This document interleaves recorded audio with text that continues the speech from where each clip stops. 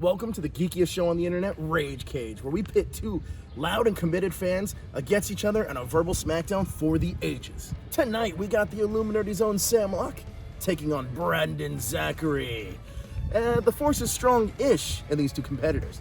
Now, we're gonna take you to a galaxy far, far away for this fight. Was the Empire from the original trilogy inherently evil? Let's get this fight started. 3, 2, 1.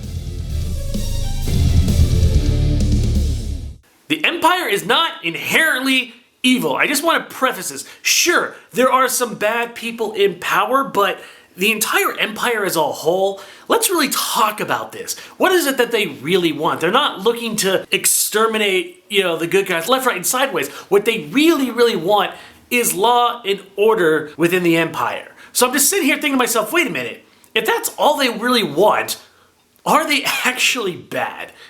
And then I look at the other side, the rebellion. You have a bunch of slack-jawed yokels saying, hey, we don't want to have a centralized power, so we're going to fight for our, commonality thing. But the more I think about it, the Empire has a massive amount of, aliens and cultures that all kind of breach under the Empire. So it's not like they're trying to, Gestapo their way into this item. It's just really a centralization of power. But the rest of the people are just people who just work and live on an everyday basis. And you can see this in the video games, you can see this in the comic books. It's just mostly people trying to live their lives that have an idea of law and order on top of it. So no, it is not inherently evil, it's just bad people in power at the moment. The concept of people in power being the only ones being responsible for some of the terrible actions carried out by the Empire belittles the intentions and assistance of the little guys who help run the Death Star and blow up planets, killing literally millions in a shot. The Empire is typically established as and usually portrayed as one group of people, straight white dudes for the most part, and controlling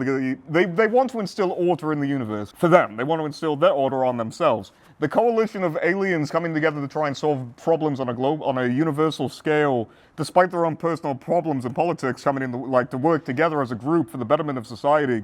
That was the Jedi, and the Empire straight murdered them before dissolving the Senate.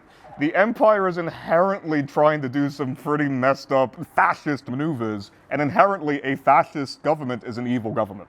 I get the idea that there are some fascist ideals, but let's look at the other side for a moment, shall we?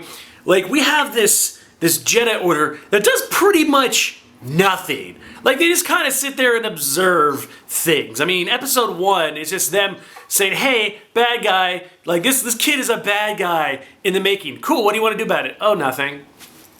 Dude, come on. If we're talking about what Jedi actually do, and aside from the rebellion, Jedi are mostly useless. They stare, and if they feel like something is getting to a point of a threat, they go, I guess we'll get up. They're a bunch of lazy f***s that are sitting behind a very vast amount of power. I don't want to say it kind of reminds me of the United States, but it kind of reminds me of the United States. Needless to say, the Jedi could have done something. They could have done something multiple times, but chose not to. That inaction is just as evil as the Empire taking action.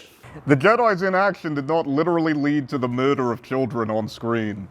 Also, just to kind of throw this out there into the idea of order being instilled for the betterment of the galaxy in a way that the Jedi weren't dealing with. The Jedi were actively attempting to liberate planets from in certain levels of slavery, certain levels of control from other groups and peoples, whereas the Empire looks at Tatooine, a slavery planet, controlled by the Hutts, and goes, we can work with them. The Jedi might not have gone in and done what they should have done to liberate that planet, but because that would have caused untold casualties and wars, and would have been a major conflict to figure out on the long-term scale, if, it wasn't for that fascist empire that showed up and shot everybody. The Empire's willingly and happily working with them. That's the only time they work with aliens. They work with people that aren't human, is when it's alien bounty hunters, so that they can murder other freedom fighters. I just want to talk really quick about the economy of everything. I don't know where the Empire gets its damn money, but they're keeping an entire galaxy just moving. And it always seems to me like the resistance is always like shoestring, budgety type of things. I'm just like sitting here like, go with the guys who apparently have a really effective dynamic economy versus essentially a guy in a space van smoking the doobs, okay? The Empire is, while it has its problems, it is kind of ruthlessly effective in also taking care of the people who operate it day by day by day. And then on top of that, I really want to talk about what the aftermath of everything is. So let's assume the Empire falls, which it does. I mean, if you look at The Mandalorian, after the Empire fell, like the entire galaxy was in goddamn shambles. Everything was wrecked for decades. Like it's just a massive fallout of economy and an institution just laid to waste, and it just seems like everyone's so freaking destitute. I understand that like they do bad things, but not having them around equally means that a lot of people are going to suffer as a result. It's kind of almost inherently evil to kind of destroy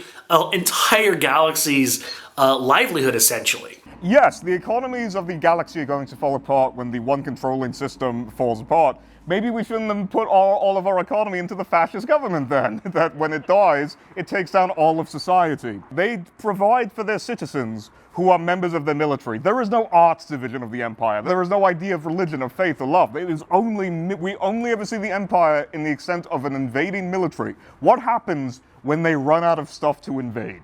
What happens when that fascist government can no longer grow to feed its own inherently destructive, necessity-based infrastructure? This is a government that needs to conquer, and when there's nothing left to conquer, it's going to turn to infighting, and that's going to be way worse than a couple of barren planets that were already pretty shitty to begin with. Look, I understand that the Empire is not perfect, it has problems, like the whole fascist thing isn't great either, but at the same time, if we're looking at objective good and evil, and if we're looking at how each side kind of takes care of their people objectively, the Empire seems to be doing a way much better job at doing that than the Rebellion does. And I understand that the Rebellion is new and they're trying to stay individualistic and kind of, you do your thing, I do my thing. But at the same time, there's a structure in place already that is already kind of taking care of people. I will say at the cost of a bunch of other things. At its prime area, like its prime core of tenet, is law and order. Therefore, it cannot be, by definition, evil in that regard. The Empire constructs multiple doomsday devices to utilize on a terrified public to cower them into subservience. When this one gets blown up, they build another one. They do not learn their lessons in the slightest. They just decide to double down on murder till they're scared. This is an organization and a governmental structure that promotes the death of children, takes orphans to make them into nothing but soldiers, and even not counting the evil space wizards, generally tries to instill their own very specific sense of morality on the entire universe, guns first. It is a fascist government by definition, and a fascist government might have law and order, but it ain't good. Come on, Internet, I know you have tons of opinions on Star Wars. Which one of these two guys came out on top? Cast your votes on all of our social media platforms. And if there's a fight you'd like to see, leave a message in the comments below. You've been watching Rage Cage presented by the Illuminerdi. Check us out.